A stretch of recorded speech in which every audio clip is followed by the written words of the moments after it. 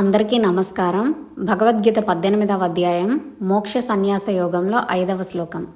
యజ్ఞదాన తపః కర్మ నత్యాజ్యం కార్యమేవ తత్ యజ్ఞోదానం తపశ్చైవ పావనాని మనీషిణాం. అర్జునుడు సన్యాసము త్యాగము అనే 2 విషయాలు అడిగాడు.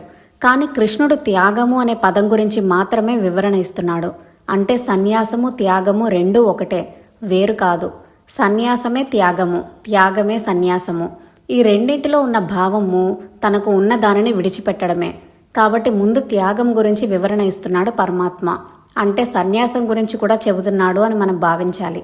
మానవులకు యజ్ఞములు యాగములు చేయడం, తపస్సు చేయడం, దానం చేయడం ముఖ్యమైన పనులు, చేయతగిన కర్మలు.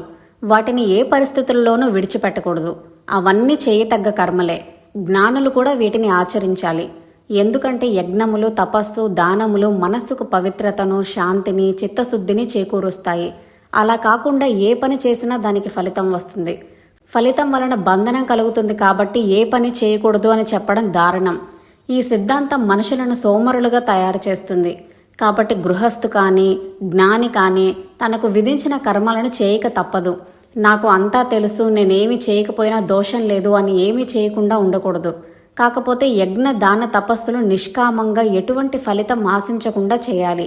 వచ్చిన ఫలితమును పరమేశ్వరునికి అర్పించాలి. ఇక్కడ అందరికీ ఒక సందేహం కలుగుతుంది.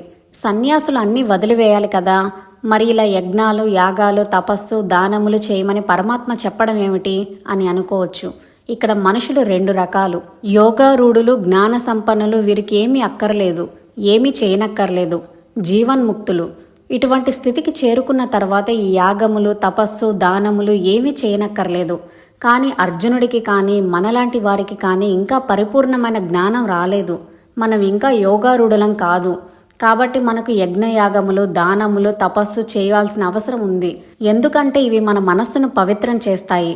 యోగారూఢ స్థితికి చేరుకోవడానికి, మనసు నిర్మలం కావడానికి ఇవి మార్గాలు. అందుకని యజ్ఞ దాన తపస్సులు అందరూ చేయాలి అని ఈ శ్లోకంలో వివరించాడు పరమాత్మ.